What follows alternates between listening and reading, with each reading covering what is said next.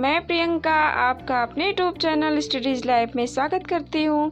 Dear student, जैसा कि आपको पता है बायोलॉजी की श्रृंखला चल रही है जिसमें हम कोशिका चैप्टर को देख रहे हैं। ये चैप्टर थोड़ा लंबा है क्योंकि इसमें बहुत सारे कोशिकांग पाए जाते हैं जिनके बारे में एक एक करके हम डिटेल में अध्ययन कर रहे हैं। तो आइए देखते हैं हमारा अगला टॉपिक क्या है। ये है न्यूक्लिक अम्ल। तो देखते हैं न्यूक्लिक अम्ल की खोज फ्रेडरिक मिशर ने किया था। ये कई न्यूक्लियोटाइड से मिलकर के जो है बनते हैं। जैसे एक न्यूक्लियोटाइड है, फिर दूसरा न्यूक्लियोटाइड मिल करके ऐसे जो है कई न्यूक्लियोटाइड मिल करके न्यूक्लिक अम्ल का निर्माण करते हैं। और इनका काम क्या होता है, ये आनुवंशिक सूचना को एक पीढ़ी से दूसरी पीढ़ी में पहुंचाने का काम करते हैं।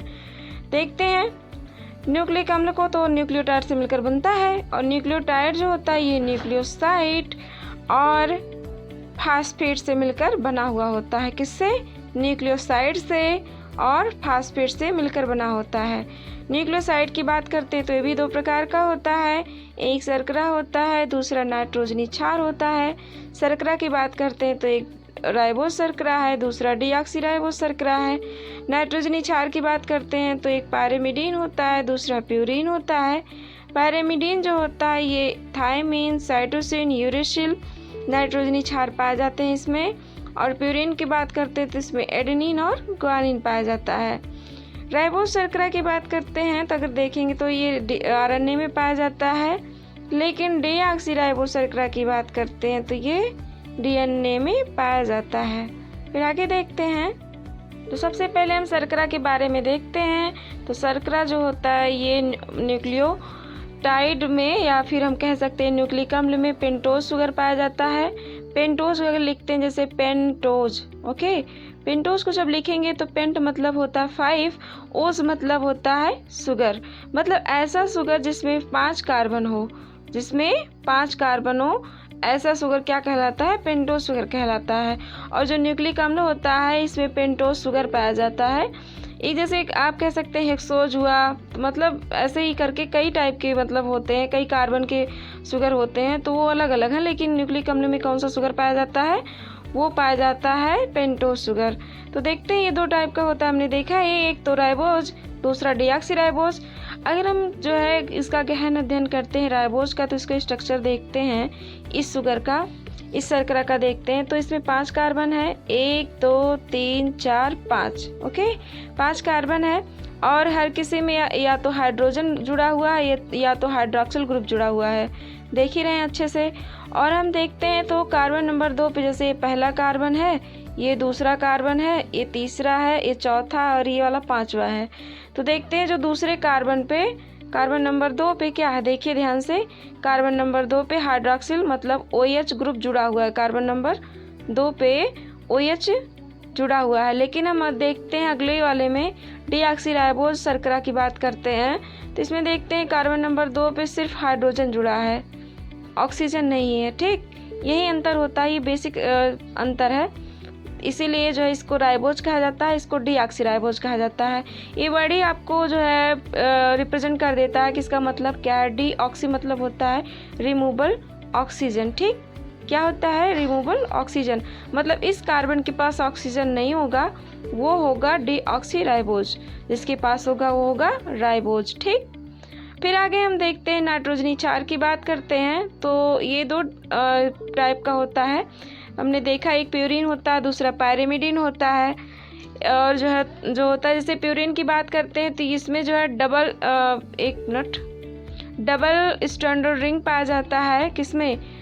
प्यूरिन में। प्यूरिन में जो होता है ये डबल स्ट्रैंडेड रिंग पाया जाता है, आप देख ही रहे हैं स्ट्रक्चर बना हुआ है, डबल रिंग है। लेकिन अगर पायरिमिडीन की बात करते हैं तो वो होता है सिंगल स्ट्रैंडेड रिंग पाया जाता है। किसमें? पायरिमिडीन में, ओके। फिर हमने देखा है पायरिमिडीन की बात करते हैं तो इसमें जो है थायमीन, साइटोसिन, यूरेसिल पाया जाता है। लेकिन प्यूरिन की बात करते हैं तो इसमें 2 होता है, एक एडेनिन होता है, दूसरा ग्वानिन होता है। ठीक, फिर आपको मैं एक चीज़ और बता दूं कि एक सेकेंड, मैं आपको एक चीज़ और बता देती हूँ। जैसे आरएनए की बात करते हैं, क्योंकि न्यूक्लियोटाइड जो है न्यूक्लिक अम्ल जो होता है 2 टाइप का होता है, एक डीएनए होता है, दूसरा आरएनए होता है। ये आपको सभी को पता है क्योंकि हमें बहुत शुरू से ही पढ़ते आ रहे हैं कि न्यूक्लिक अम्ल जो होता है वो 2 टाइप का होता है, एक डीएनए होता है, दूसरा आरएनए होता है। ये हमने अच्छे से ही देखा हुआ है। और देखते हैं तो जो है इसमें हम बात करते हैं तो जो नाइट्रोजनी क्षार जो होता है दोनों में पाया जाता है, क्योंकि न्यूक्लिक अम्ल दोनों है तो दोनों में पाया जाता है। लेकिन जैसे बात करें तो डीएनए की बात करें तो इसमें एडेनिन, ग्वानिन, थायमिन, साइटोसिन सब पाया जाता है। लेकिन जो है आरएनए में भी सब पाया जाता है, लेकिन एक अंतर इसमें ये है कि एडेनिन भी पाया जाएगा, ग्वानिन भी पाया जाएगा, साइटोसिन भी पाया जाएगा। सिर्फ थायमिन की जगह क्या हो जाता है, यूरेसिल हो जाता है। ठीक है, मतलब क्या है इसमें अंतर कि जो है डियर स्टूडेंट, मैं आपको फिर से रिपीट करके बता देती हूँ क्योंकि बहुत ही इंपॉर्टेंट है, आप इसको ध्यान से समझिए। मैंने आपको बताया कि न्यूक्लिक अम्ल जो होता है ये 2 टाइप का होता है, एक डीएनए होता है, दूसरा आरएनए होता है। मैंने आपको बताया ही। ओके, तो जो नाइट्रोजनी क्षार होता है वो डीएनए में जो पाया जाता है वो होता है एडेनिन, ग्वानिन, थायमिन, साइटोसिन। लेकिन आरएनए की बात करते हैं तो इसमें पाया जाएगा एडेनिन, ग्वानिन, साइटोसिन और यूरेसिल जो होता है, थायमिन की जगह क्या आ जाता है, यूरेसिल आ जाता है। किसमें, आरएनए में। इसी चीज़ आप ध्यान से रखिएगा क्योंकि बहुत ही इंपॉर्टेंट है। आगे आपको आरएनए और डीएनए दोनों के बारे में जब आप पढ़ेंगे इसको समझने में आसानी होगी। तो आइए हम आगे देखते हैं। सबसे पहले हम बात करेंगे डीएनए के बारे में, तो ये देखते हैं। फिर डीएनए के बारे में फिर हम देखते हैं। डीएनए की बात करते हैं तो इसका जो फुल फॉर्म होता है डीऑक्सी राइबोज न्यूक्लिक अम्ल होता है। यहाँ पे राइबोज भी रहेगा।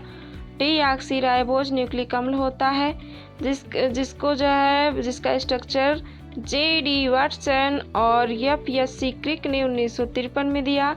और डीएनए की रचना के बारे में एक मॉडल प्रस्तुत किए ये लोग, इसलिए इस मॉडल को वाटसन क्रिक मॉडल दिया गया। मतलब दोनों जो साइंटिस्ट थे, एक वाटसन दूसरे क्रिक, इन्होंने 1953 में जो है ये मॉडल प्रस्तुत किया और इस मॉडल को वाटसन क्रिक मॉडल कहा गया। और एक वैज्ञानिक थे M.H.F. विल्किंस, इन्होंने जो है डीएनए के एक्स-रे विश्लेषण का अध्ययन किया, इसलिए इन तीनों को 1962 में नोबेल पुरस्कार से सम्मानित किया गया। तो आइए देखते हैं, हम स्ट्रक्चर की बात करते हैं डीएनए के। तो ये द्विचक्राकार रचना होती है, मतलब डबल हेलिकल स्ट्रक्चर होता है। मतलब एक ऐसे गया हुआ, दूसरा ऐसे गया हुआ, इसलिए इसको डबल हेलिकल स्ट्रक्चर बोला गया है। फिर ये पॉलीन्यूक्लियोटाइड चेन के बेस लंबी अक्ष के सीधे कोणीय तल में रहते हैं। आप देख ही रहे हैं। फिर आप देखिए इस चीज़ को ध्यान से, आप देखिए स्ट्रक्चर को समझने की कोशिश करिए। जैसे एक है, आप कोई भी रिबन ले लीजिए, 2 रिबन, और उसको ऐसे ऐसे ऐसे ऐसे करके लपेट दीजिए, ऐसे ऐसे करके एक दूसरे में, तो ये बन जाएगा आपका डीएनए। यही स्ट्रक्चर होता है double helical structure of DNA. Okay, फिर देखते हैं स्ट्रक्चर को हम बात करते हैं। तो इसमें जैसे ये स्ट्रक्चर बना हुआ है, इसमें ऐसे जैसे आप सीढ़ी कोई है, इस सीढ़ी के बीच में ऐसे ऐसे रॉड नहीं रहता है चढ़ने के लिए, ये इसको कहते हैं हाइड्रोजन बॉन्ड। डीएनए में आप देख ही रहे हैं, ब्लैक ऐसे एरो बना हुआ है, ये बीच वाला, ये है हाइड्रोजन बॉन्ड। हाइड्रोजन बॉन्ड से दोनों जो है स्टैंडर्ड जो भी ये स्ट्रक्चर है दोनों जुड़े हुए हैं। ठीक है, फिर आगे देखते हैं। तो इसमें देखते हैं तो ये अगर एक हेलिकल है वो अगर 3 प्राइम से शुरू होगा तो उसका जो लास्ट होगा 5 प्राइम होगा। अगर दूसरा स्ट्रक्चर शुरू होगा, दूसरा हेलिकल जो भी ऐसे रहेगा, ये अगर 5 प्राइम से स्टार्ट होगा और तो इसका एंड जो होगा वो 3 प्राइम से होगा। मतलब ये दोनों जो रहेंगे, इनका जो होता है ये 3 प्राइम रहेगा तो ये 5 प्राइम रहेगा, और वैसे एंड रहेगा। ये अगर जो है 5 प्राइम पे आएगा तो ये 3 प्राइम पे आएगा। ठीक है, फिर इसको देखते हैं। अगर ये जैसे मान लीजिए घूम रहा है, ये एक चक्र जो पूरा कर रहा है, ये यहाँ से घूमना स्टार्ट किया ऐसे ऐसे करके, इसका एक चक्र पूरा हुआ।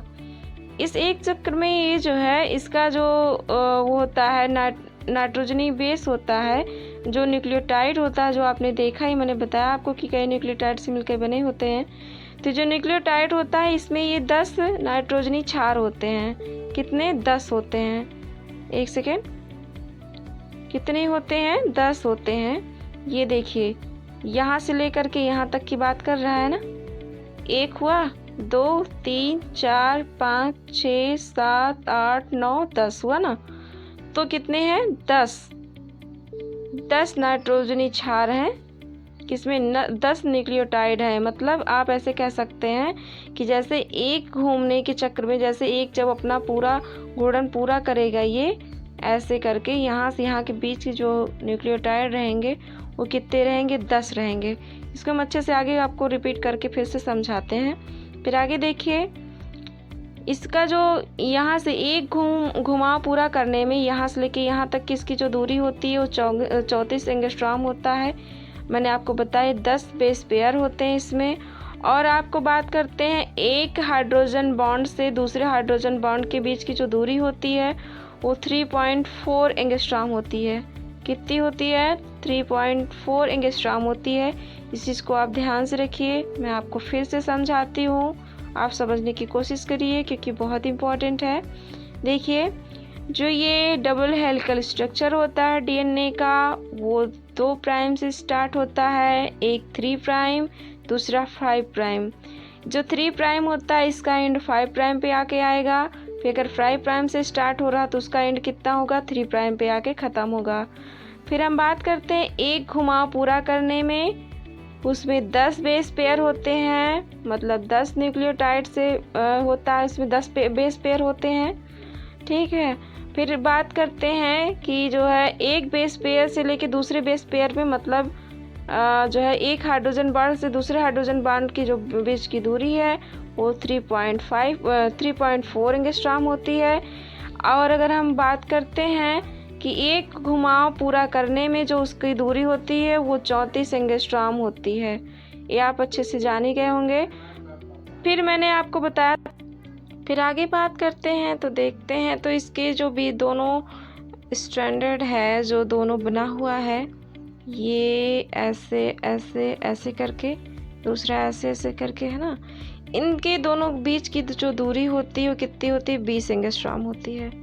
मैं फिर से आपको समझा रही हूँ, तीसरी बार है, आप प्लीज़ इसको समझने की कोशिश करिए, बहुत इंपॉर्टेंट है, सारे एग्ज़ाम में आता है ये। जो ये डबल हेलिकल स्ट्रक्चर होता है डीएनए का, इसको वाटसन और क्रिक ने दिया था और इसका एक्सरे विश्लेषण विल्किंस ने किया था और इन तीनों को 1962 में नोबेल पुरस्कार से सम्मानित किया गया। और फिर हम देखेंगे तो इसके स्ट्रक्चर की बात करते हैं तो ये डबल हेलिकल स्ट्रक्चर होता है। ये पॉलीन्यूक्लियोटाइड की जो है श्रृंखला से मिलकर बनी हुई होती है और एक घुमाव को पूरा करने में इसकी जो दूरी होती है वो 34 एंगस्ट्रॉम होती है और इसमें 10 बेस पेयर होते हैं। एक बेस पेयर से दूसरे बेस पेयर की जो बीच की दूरी होती है वो 3.4 एंगस्ट्रॉम होती है। और इसके व्यास की बात करते हैं, मतलब एक जो स्टैंड है दूसरे स्टैंड की जो बीच की दूरी होती है वो 20 एंगस्ट्रॉम होती है। फिर आगे हम बात करते हैं तो एक इम्पॉर्टेंट चीज़ और है, मैंने आपको भी बताया ही कि जो डीएनए होता है वो जो है इसमें एडेनिन से थायमिन से जुड़ता है और दूसरा साइटोसिन से ग्वानिन से जुड़ता है। जो एडेनिन होता है ये थायमिन से जुड़ेगा हमेशा और जो साइटोसिन होगा हमेशा ग्वानिन से जुड़ेगा। एडेनिन हमेशा थायमिन से डबल स्टैंडर्ड जो है डबल बॉन्ड बनाता है और जो साइटोसिन होता है वो ग्वानिन से ट्रिपल बॉन्ड बनाता है। आपको ये चीज़ याद रखना है। फिर हम आगे देखते हैं। देखिए, मैंने आपको बताया ये अभी स्ट्रक्चर में, फिर मैं आपसे बता रही हूँ कि एडेनिन थायमिन से जुड़ेगा डबल जो है बॉन्ड से और साइटोसिन ग्वानिन से जुड़ेगा ट्रिपल बॉन्ड से। आप अच्छे से समझ ही गए होंगे, मैं कई बार रिपीट कर रही हूँ। जो एडेनिन होता है वो थायमिन से डबल बॉन्ड से जुड़ता है और साइटोसिन ग्वानिन से ट्रिपल बॉन्ड से जुड़ता है और ये हमेशा दोनों जो है जुड़ते हैं, ना कि एडेनिन ग्वानिन से जुड़ेगा, नहीं, एडेनिन थायमिन से जुड़ेगा, साइटोसिन ग्वानिन से जुड़ेगा। फिर आगे हम देखेंगे तो अभी मैंने आपको समझाया है स्ट्रक्चर में, जो बता रहा प्रत्येक मोड में 10 बेस जोड़े होते हैं। 2 बेस जोड़ों के बीच की दूरी कितनी होती है? 2 बेस जोड़ों के बीच की दूरी 3.4 एंगस्ट्रॉम होती है, ये भी मैंने बताया। फिर डीएनए के अणु का जो व्यास होता है वो 20 एंगस्ट्रॉम होता है। आपने इसको अच्छे से समझा और उम्मीद है कि आपको समझ में आ गया होगा। यहीं पे आप याद कर लीजिए क्योंकि ये समझने की चीज़ है, रटने की चीज़ नहीं है। मैंने आपको देखिए यहाँ पे बताया था कि न्यूक्लियोटाइड्स मिलकर के बने होते हैं। देखिए ये आप देखिए, ये है शुगर, ये है फास्फेट और ये है क्या, ये है नाइट्रोजनी क्षार। देखिए यहाँ पे अच्छे से बना हुआ है ये चीज़। ये क्या है, ये है शुगर, ये है फास्फेट और ये है नाइट्रोजनी क्षार। फिर ये देखिए हाइड्रोजन बॉन्ड से जुड़ा हुआ है, फिर नाइट्रोजनी क्षार है, फिर शुगर है, फिर फास्फेट है। ऐसे कर करके ऐसे ढेर सारे से बनते हैं, ऐसे बनते चले जाते हैं। फिर वो डीएनए का निर्माण कर लेते हैं या फिर आरएनए का निर्माण कर लेते हैं। आरएनए थोड़ा अलग है कि उसमें जो है डबल स्टैंडर्ड नहीं होते, वो सिंगल ही होता है। उसको हम आगे देखेंगे। देखिए जो फास्फेट होता है और पेंटोज होता है, पेंटोज शुगर होता है, ये डीएनए का जो है रीढ़ की हड्डी मान लीजिए, ये बैकबोन बनाता है। जैसे एक सीढ़ी है, ये देखिए ये सीढ़ी है, ये सीढ़ी है, ये जो यहाँ पे ऐसे मोटा मोटा है, ये बैकबोन है इस सीढ़ी का। तो ये जो स्ट्रक्चर जो होता है डीएनए का, ऐसे ऐसे करके जाते हैं ना ये लोग, ऐसे ऐसे करके, तो ये जो स्ट्रक्चर होता है ये फास्फेट और शुगर बनाता है। और इसमें ऐसे करके जुड़ा रहता है, बीच में ऐसे डंडे ऐसे लगे रहते हैं ना। तो ये जो बेस पेयर होते हैं हाइड्रोजन बॉन्ड से जुड़े हुए होते हैं।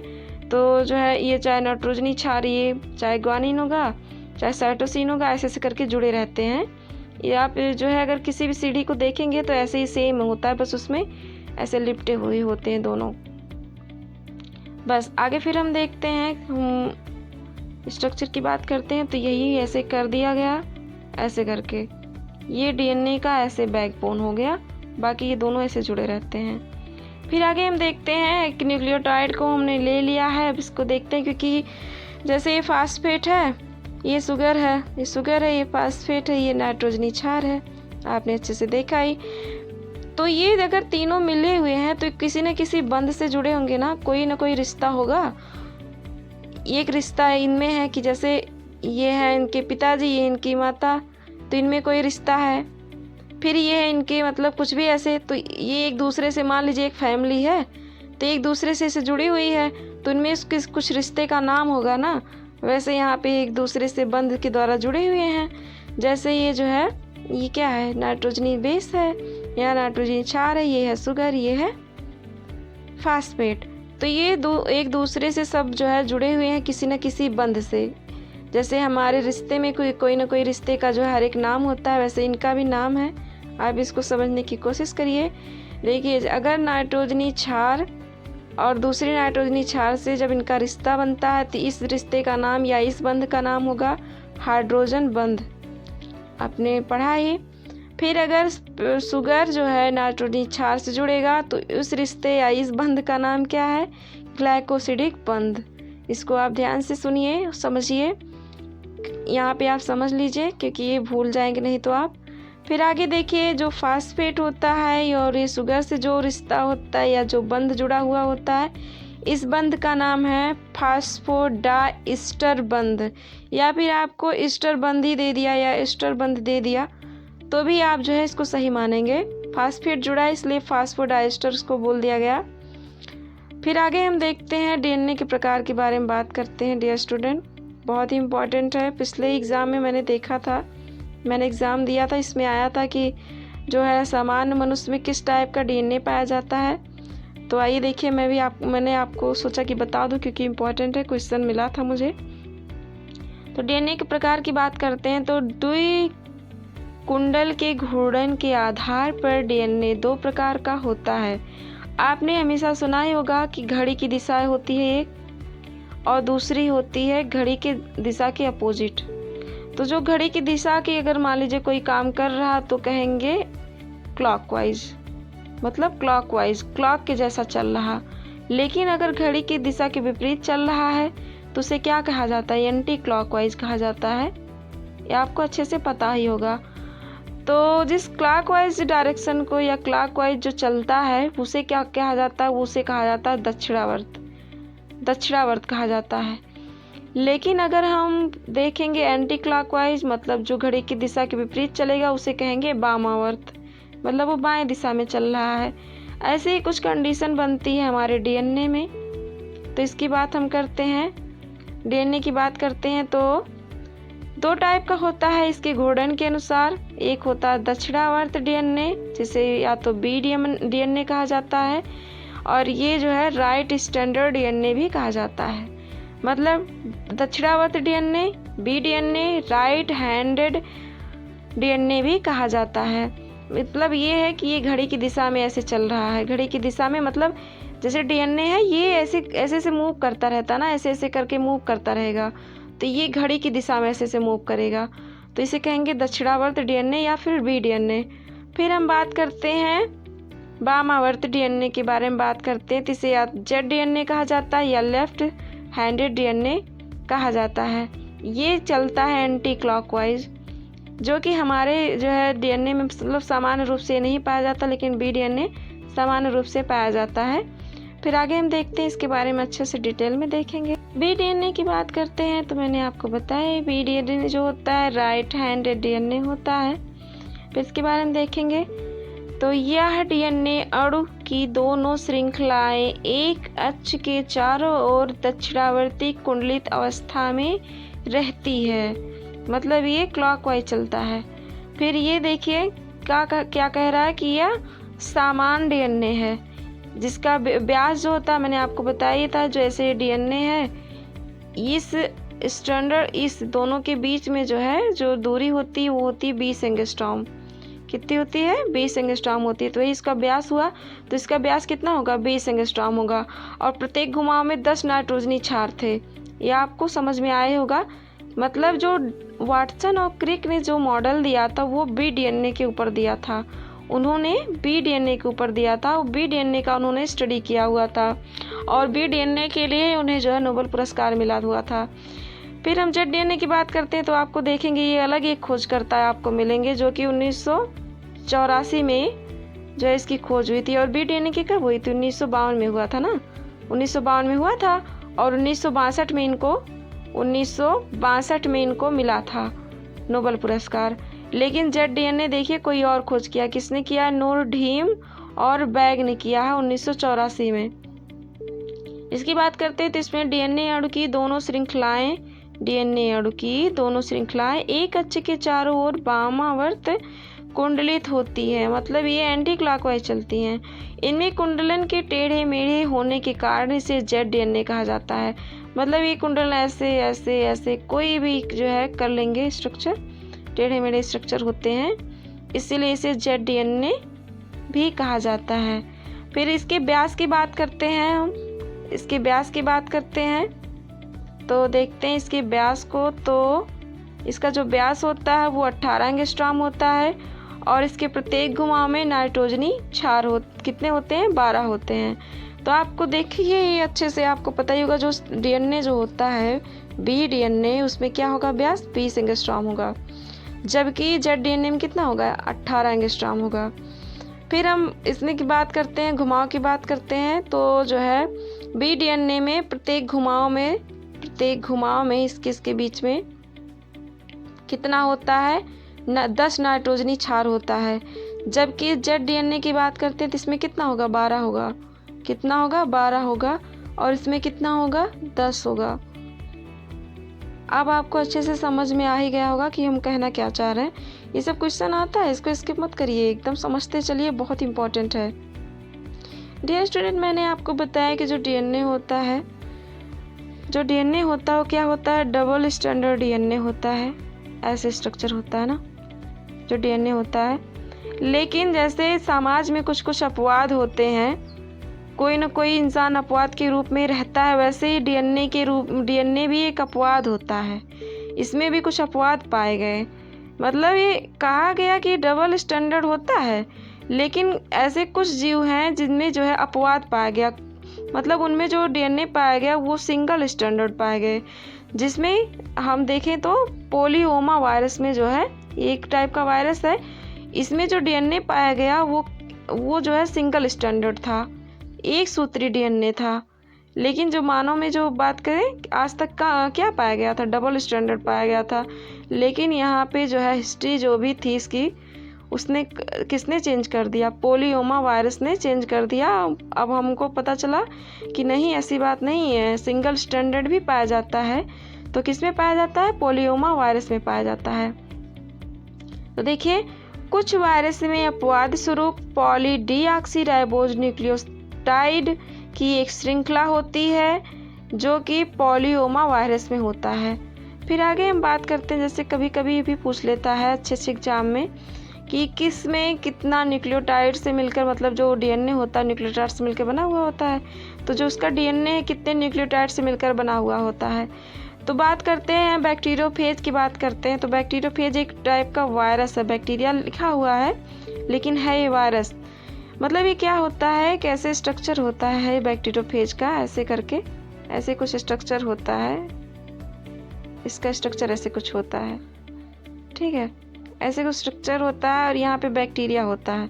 इसको ये खाने का काम करता है, मतलब ये फेज मतलब खाता है। ये एक प्रकार का वायरस है जो कि बैक्टीरिया को खाता है।